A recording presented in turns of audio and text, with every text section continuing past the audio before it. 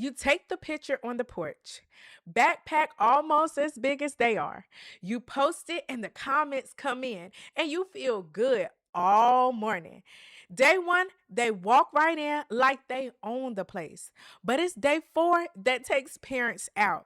And nobody warns you because day one going so well is not the good sign everybody thinks it is.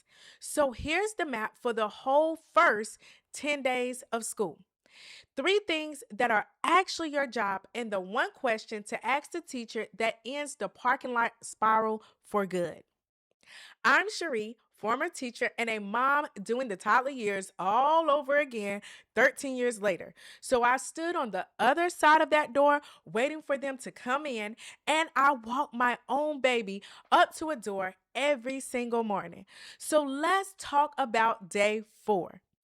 Because on day four, the same child who marched in on Monday is wrapped around your leg, fingers hooked to your shirt. No school, mom, no school. And a teacher standing right there. You get them peeled off, you get out of the door, and you don't drive anywhere.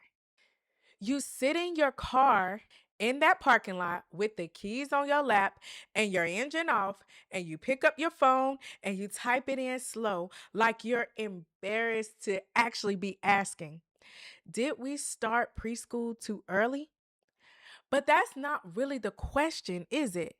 The real one is underneath, and it's the one you'll never actually say out loud. Am I doing this to my baby because I have to work?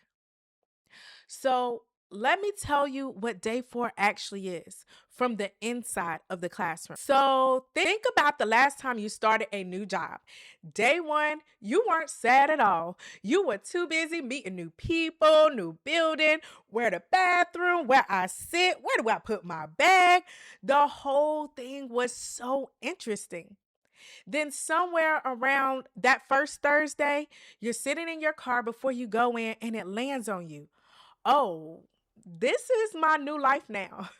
This is where I am every morning at 8, whether I like it or not.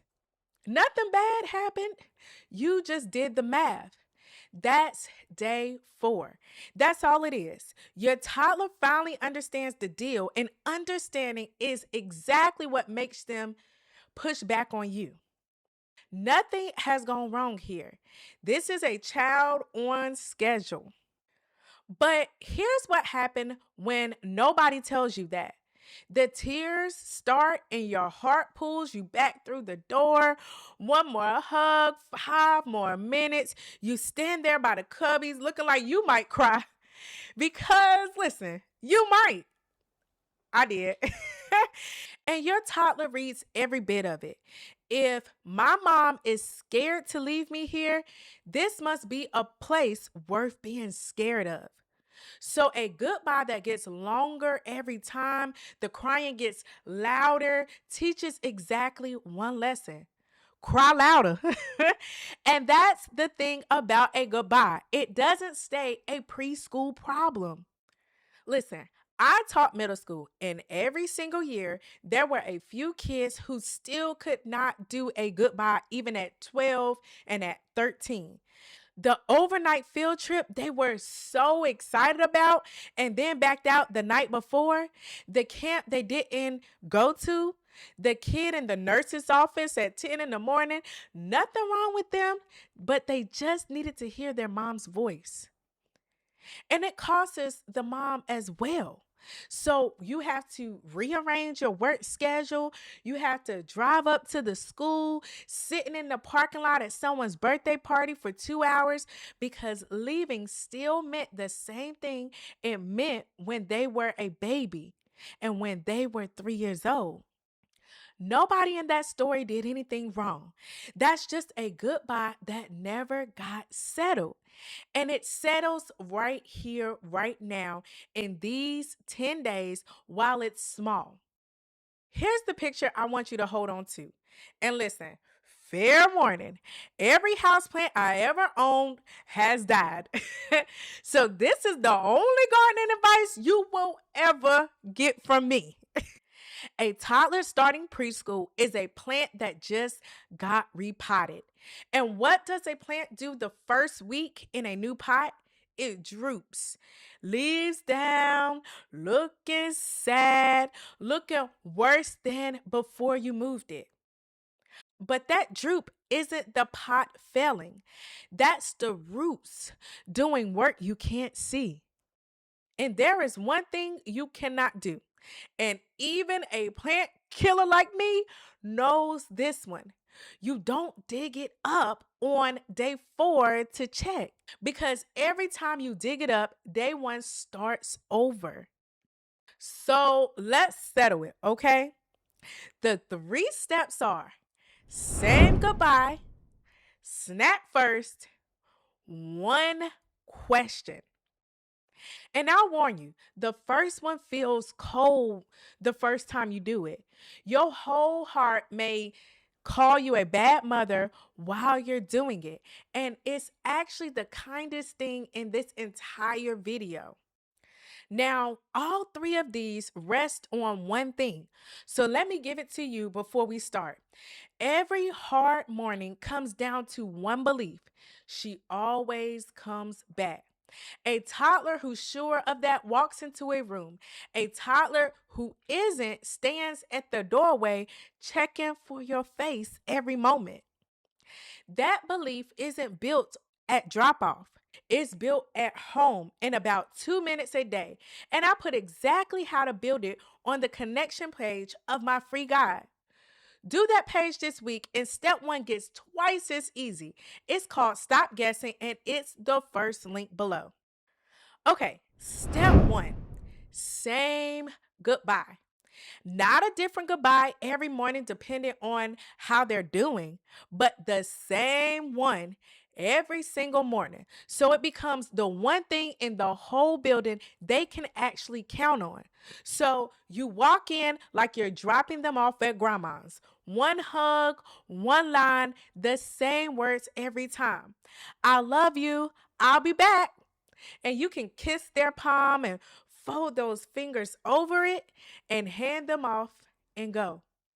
Even if the tears starts rolling, especially if the tears starts rolling. Because here's what you never get to see. For most kids, it stops within a couple of minutes of you actually being gone. The crying was for you. It's the goodbye that's hard, but it's not the room that's hard. But your toddler can't start their day until the goodbye is over. So every extra 5 minutes you stand there isn't comfort. You're stretching out the worst part of their morning. So remember, 30 seconds, same words, then go. And I understand what that cost you because I do it every morning too. Walking away while someone you love is crying for you goes against everything in your body. But listen, do it anyway. That's the part that makes it stop. Now, the goodbye is the hard part of the morning, but there's a harder part waiting at the other end of the day, and almost no one sees it for what it is. Step 2, snack first. Pick up. Your toddler just held it together for hours. We're talking about new rules, new faces, waiting their turn, sitting still, sharing, keeping their hands to themselves, and the list go on all day long with a brain that's brand new at every one of those things. That takes everything they have. And where do all of us fall apart? Where it's safe. So they see your face and the lid comes off. Sweet all day at school, and 20 minutes later, they're on your kitchen floor because the cup is the wrong color. The teacher tells you they had a wonderful day, and you're standing there thinking, ma'am, who child is this? Because she is not the one who rode home in my car. But the meltdown is not school damage. That's a whole day of holding it together. Hand it to the one person they trust with the mess. It's a compliment wearing a terrible costume. So don't meet them with questions. What did you learn? Who did you play with? What's your friend's name? Was it fun? Did you eat lunch? What you eat? Their tank is on empty and you just handed them a quiz. But meet them with a snack. That's the step. And I learned that one the real way. Some days I hand my toddler a snack in the car seat, and then we take the long way home on purpose. No errands, no agenda, just a little bit more road so she can come back to herself before we walk in our door. It changes our evenings. It works at 15 months, it works at 4, and honestly, it works about at 35, 40. One more thing while you're in the car. If you ask what they did all day and they get nothing, don't panic. Those first days, no teacher is running academics, not in any grade. You spend them teaching kids where things go, how the day runs, how to be a person in a room full of other people. Everything else has to come after that. So nothing doesn't mean nothing happened. It means it's actually working. Okay, step 3. One question. Here's how you stop grading this whole thing on the worst morning. At the end of week 1, ask the teacher this: after I leave, how long does the tears last? That's the question. That's all of it. If she says a minute, 2 minutes, they were at the water table before you hit the parking lot, then what you're watching is adjustment, not suffering. And you can put your phone down in the car because you just got the answer that searching was never going to give you. And if that answer stopped making sense to you, if the crying is running most of the day, week after week, that's just not waited out.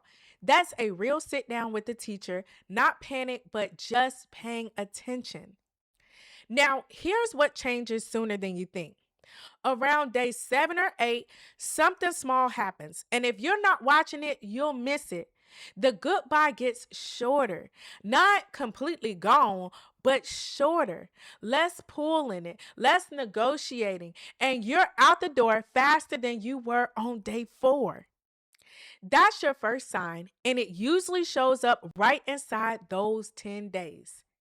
Then the morning change. You stop rehearsing the drop off on the way there. You stop replaying it on the way to work. And you stop sitting in that car at 8:47 because you already know what day 4 is. And you already asked the one question that settles it all. But here's what I really want for you. Every single morning, that same goodbye is teaching one thing without you ever saying it out loud. Hard things start and hard things end. And mom will always come back. That's the kid who walks into kindergarten like they've done this before because they have. That's the kid who goes to the birthday party and doesn't look back for you. That's the kid who gets on the bus for the overnight trip at 12. That's what I pray over those little mornings. Lord, let them know love on both sides of that door. And every season of this has a map like that. It's just easier when somebody hands it to you before you're the one sitting in the parking lot. That's what I do here every week.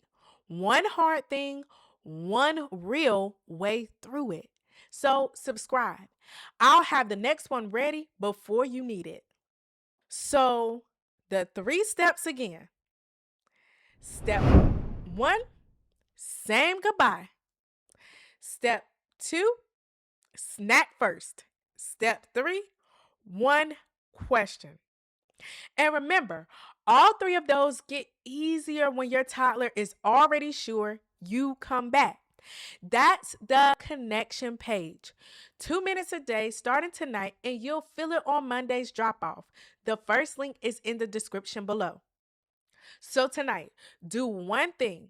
Pick your goodbye, the line, the hug, the kiss, and say it out loud once tonight so it's yours.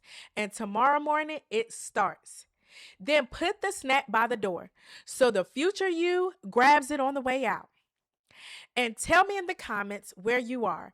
If this is 2 weeks out, day one, day four, I read every single one.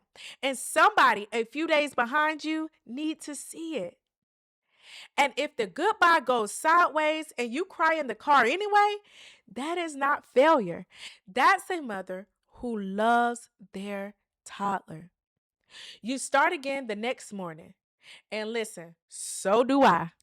One more thing before you go, because this is the part that catches people off guard. Those tears at the door aren't sadness. Not really. They're actually a question. Your toddler is asking whether you will actually come back. And they'll keep asking every morning until they're sure of the answer. I broke down exactly what those tears mean and what they don't. Right here, watch that one before day four gets here.